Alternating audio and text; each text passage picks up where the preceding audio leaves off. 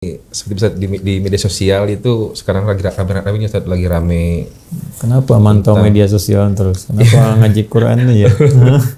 Soalnya beritanya seliweran Ustaz, di berita-berita juga suka ada di portal-portal Daripada berita. baca yang seliweran mendingan kan baca yang jelas-jelas, Quran, hadis, ya. Bukan panduan kehidupan. Jangan terlalu banyak interaksi begitu ya. Betul, Ustaz. Ya, kenapa, ada masalah apa?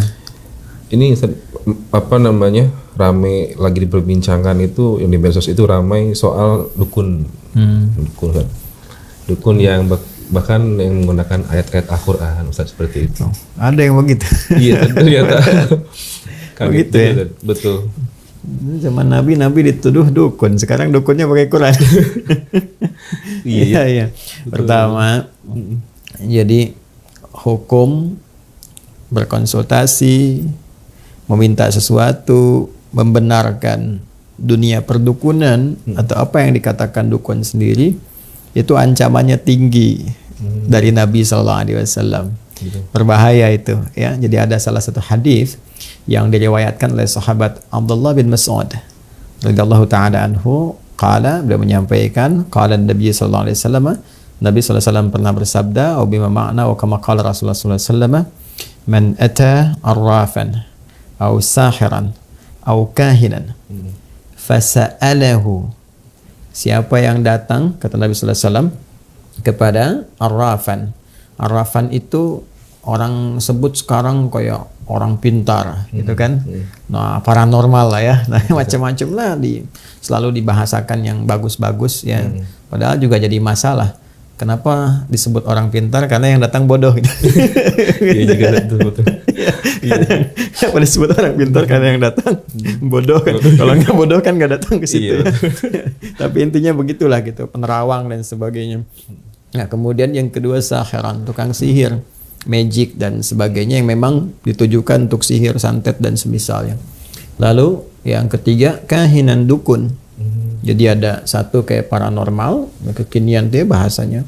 Kemudian yang kedua tukang sihir, yang ketiga adalah dukun. Fasadahu, lalu meminta sesuatu, konsultasi kah, minta untuk jasa tertentu kah, penerawangan, minta jimat, minta ini, minta itu, atau minta jasa untuk menyakiti seseorang dengan sihir, ya, minta jimat pada dukun tertentu misalnya dengan sesuatu. Kemudian ini yang jadi persoalan, ya, fayusaddiquhu bima yaqul. Kemudian dia membenarkan, meyakini apa yang disampaikan oleh dukun itu, ya, atau tukang sihir itu, atau paranormal itu. Apa kata Nabi sallallahu alaihi wasallam? Nah, ini yang paling berbahaya. Itu diancam langsung dengan kalimat Nabi, faqad kafara bima unzila ala Muhammadin sallallahu alaihi wasallam. Maka pada saat orang itu datang ke dukun, ke tukang sihir, ke paranormal dan membenarkan apa yang disampaikan oleh orang-orang itu, maka dia telah mengingkari, telah kufur terhadap segala yang diturunkan kepada Nabi Muhammad sallallahu alaihi wasallam. Ya. Nah, itu di antara uslub, ya, atau cara menyampaikan informasi yang menunjukkan kecaman yang sangat tinggi, bahkan nanti menunjukkan kepada kekufuran terhadap nilai-nilai syariat yang paling pokok, yaitu akidah. Itu berbahaya. Itu berbahaya. Kata Nabi sendiri itu telah kufur dengan syariat Nabi. Karena itu anjurannya adalah segera bertaubat, ya. Jadi jangan sampai melibatkan diri pada yang seperti itu. Ya, harus kita sampaikan agar segera bertaubat, karena itu termasuk satu di antara 7 dosa besar, ya, yang berpeluang mendapatkan murka Allah Subhanahu wa taala dan juga bisa menggugurkan nanti nilai-nilai ketaatan kalau dia muslim, ya, yang selama ini dia misalnya berusaha untuk membangun diri, dia sholat misalnya, atau bahkan haji atau umrah, tapi dia datang ke dukun, datang ke tukang sihir, datang ke paranormal, ya, berbuat syirik, masuk bagian dari syirik nanti itu, karena mempercayai sesuatu yang Allah larang dan menduakan sesuatu yang telah Allah kemudian tegaskan tidak ada itu semua, ya. Jadi sesuatu yang sangat berbahaya. Di An-Nisa itu di ayat 48 misalnya tegas Allah menyampaikan, innallaha la yaghfiru ay yushraka bihi wa yaghfiru ma duna dzalika liman yasha. Ya, sungguh kata Allah sendiri yang menyampaikan. Allah tidak akan berkenan mengampuni dosa syirik. Ya kan? Kalau dia bawa sampai mati. Ya, kalau sampai wafat dia bawa dosa itu. Kecuali kalau sebelum datang ajalnya dia tobat, ya, mohon ampun kepada Allah, dia perbaiki dirinya, menjauhi syirik, taubat dan nasuha, maka berpeluang mendapat ampunan Allah Subhanahu wa taala. Tapi kalau dia pertahankan sampai dengan dia wafat, sampai kembali kepada Allah, maka amal apapun yang dia kerjakan terhapus semuanya. Ya, dan itu sangat berbahaya ancamannya. Itu bagi yang berbuat konsultasi, kan, membenarkan, percaya dengan itu semua. Sekarang kalau jadi pelakunya, itu jadi lebih berbahaya lagi tuh, ya, bila dia mengaku Muslim, ya, bila mengaku Muslim. Karena itu kita mendoakan semoga Allah melembutkan hati-hati orang yang menduga bahwa dukun itu bagian dari profesi, misalnya, ya. Hati-hati kalau dia Muslim ya, kalau dia bukan Muslim, ya itu urusannya. Kita tidak memberikan pencerahan atau arah-arah jalan kebaikan yang mengikat di luar nilai keislaman. Kalau ingin belajar dipersilahkan. Tapi bagi orang Islam mesti yakin dengan tuntunan keislamannya. Ya, mesti yakin dengan pedoman keislamannya. Nah, di tuntunan keislaman itu tidak boleh menjadi dukun. Jadi kalau ada orang Islam menganggap bahwa dukun bagian dari profesi, itu dosanya besar. Apalagi kalau jadi dukun. Nah, yang paling menarik tuh begini. Dulu Nabi Muhammad SAW saat diturunkan Al-Quran kepada beliau sebagai pedoman berkehidupan, itu ada yang menduga, sebagian dari masyarakat di sekitaran Mekah yang ingkar pada masa itu, menduga bahkan menuduh Nabi Muhammad itu dukun. Penyihir tadi. Iya, dituduh penyihir, dituduh penyair, dituduh gila, dituduh lagi dukun. Jadi ayat-ayat Quran itu diposisikan sebagai jimatnya, katanya Muhammad bawa jimat, dia dukun tuh. Makanya turun beberapa ayat, yang paling pokok tuh 2 ayat. Ya, yang langsung diturunkan oleh Allah Subhanahu wa taala sebagai pembelaan bagi Rasulullah sekaligus menepis semua tuduhan-tuduhan itu. Jadi Allah telah membebaskan Nabi Muhammad SAW dari tuduhan-tuduhan perdukunan. Ya, dengan ayat-ayat Quran.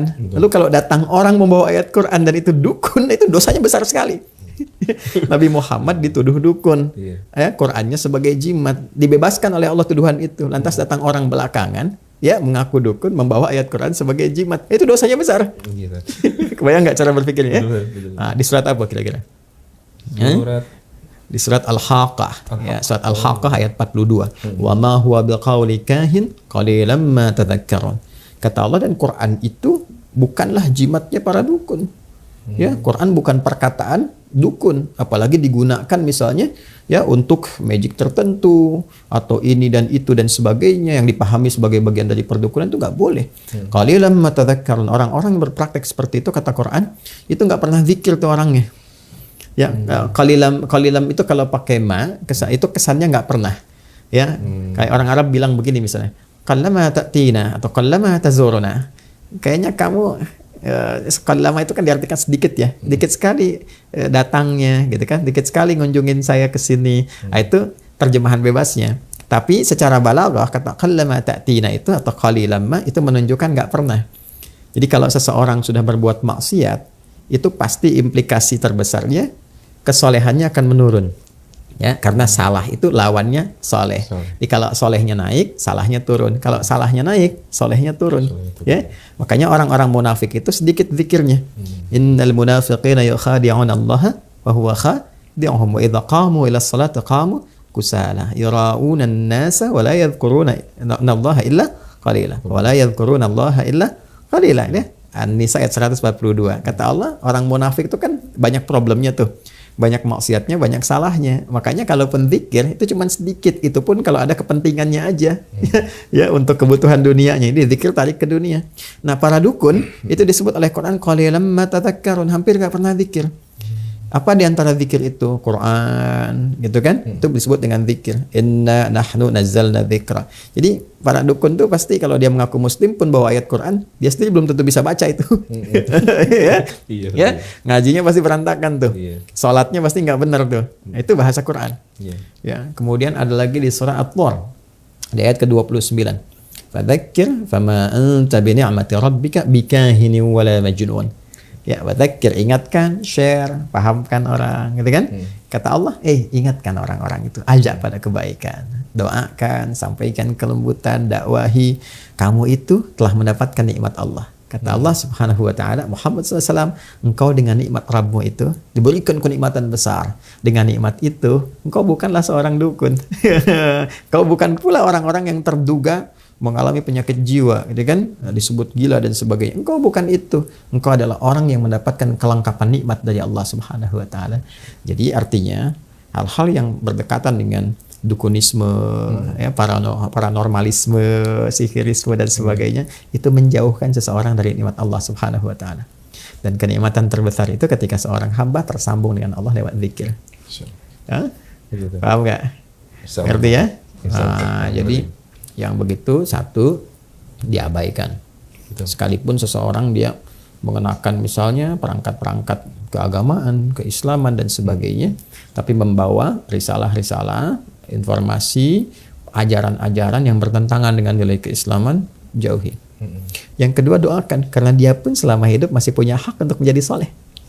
Ya, kita bantu supaya bertobat, mengarah pada yang baik, belajar kepada guru yang benar, sehingga itu menjadi perubahan pada dirinya dan mendorong orang-orang yang menganggap itu profesi dari teman-temannya untuk bertobat, kembali pada jalan kebaikan. Ya, kalau ada yang soleh, kenapa pilih yang salah?